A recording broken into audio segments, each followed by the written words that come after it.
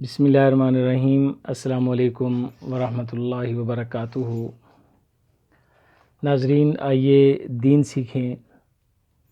آج کے کلپ میں ہم غسل کی اقسام اور غسل کے متعلق چند باتیں آپ کے گوش گزار کریں گے۔ ناظرین اکرام، حدث اصغر سے مراد ہوتا ہے وضو، اور حدث اکبر سے مراد ہوتا ہے غسل کرنا۔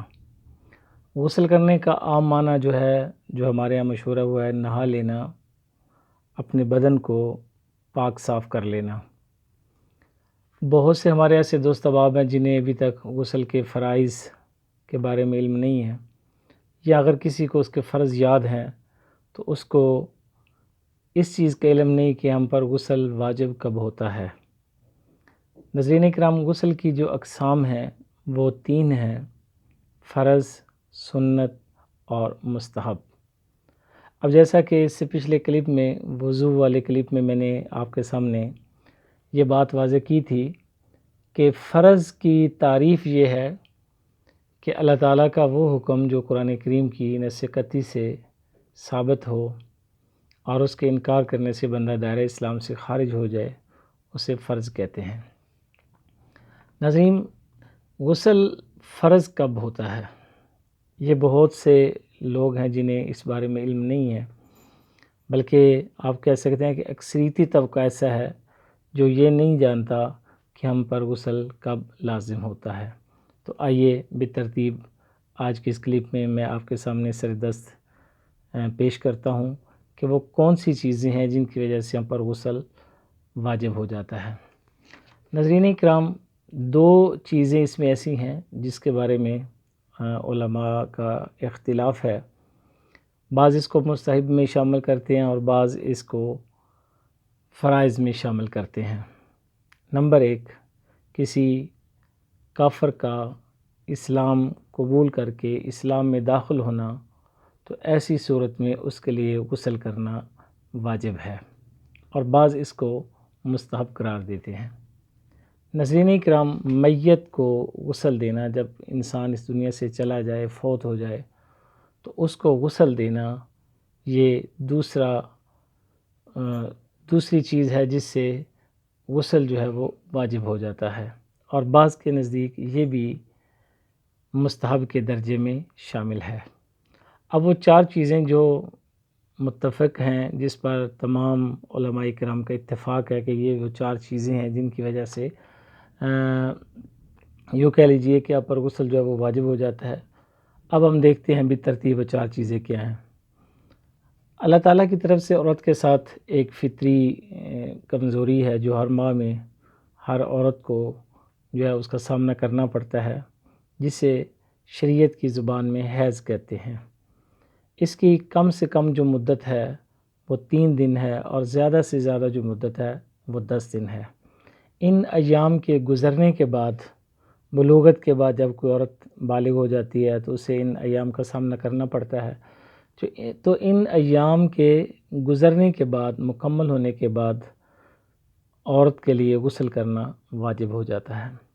اسی طرح کسی عورت کے ہاں بچے کی ولادت ہوئی تو ولادت کے بعد انہی پروسیس سے جب عورت گزرتی ہے اور اس کے جسم کے جو گندگی ہے اس کے جسم سے خارج ہوتی ہے، تو اس کو شریعت میں نفاس کہتے ہیں۔ اب یہ 40 دن اس کی زیادہ سے زیادہ مدت ہے، اور یہ جلد بھی ختم ہو سکتی ہے۔ تو جب عورت اس سے پاک ہو جائے تو اس کے بعد بھی غسل کرنا واجب ہو جاتا ہے۔ اب تیسری چیز ہم دیکھیں گے، وہ تیسری چیز کیا ہے کہ جب مرد اور عورت کا آپس میں دونوں میاں بیوی آپس میں ملیں، اور اس شکل میں ملیں کہ مرد کا جو اعلیٰ تناسل ہے، جو مرد کی شرمگاہ ہے، عورت کی شرمگاہ سے مل جائے، اور جو خشفہ ہے وہ کم از کم اندر چلا جائے، تو اس سے وہ غسل جو ہے وہ واجب ہو جاتا ہے۔ اور اب آخری چیز ہے جسے آپ نے ذہن نشین کرنا ہے کہ منی کا خارج ہونا، اور خارج ہونا اس صورت میں کہ وہ شہوت کے ساتھ نکلے۔ اور عام حالات میں اگر کوئی بیمار ہے، اس کو قطرہ آتا ہے، تو یا انسان کو شہوت آئی اور اس کے شہوت کے بعد اس پر کچھ نہ کچھ جو ہیں وہ چیزیں یوں سمجھ لیجئے کہ اس کے شرمگاہ سے خارج ہونے لگتی ہیں، تو اس کو مزی کہتے ہیں، منی نہیں کہتے۔ اس پر غسل واجب نہیں ہوتا۔ ایسی صورت میں غسل واجب ہوتا ہے جب شہوت کے ساتھ منی نکلے حالت بیداری میں، اس کے لیے کوئی بھی غلط طریقہ کار بھی کوئی اگر استعمال کرتا ہے یا صحیح طریقہ کار استعمال کرتا ہے تو ہر دو صورت میں غسل جو ہے وہ واجب ہو جائے گا۔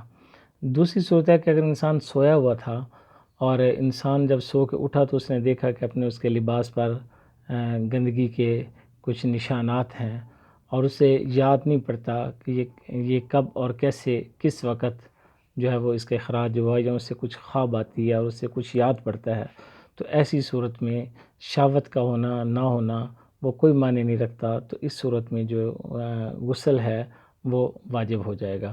یہ 6 چیزیں ہیں جو علماء نے لکھی ہیں، جن میں سے 2 کے بارے میں نے آپ کو الگ کر کے بتایا اور ان 4 چیزوں کے بارے میں نے آپ کو الگ کر کے بتایا کہ وہ 4 چیزیں کیا ہیں۔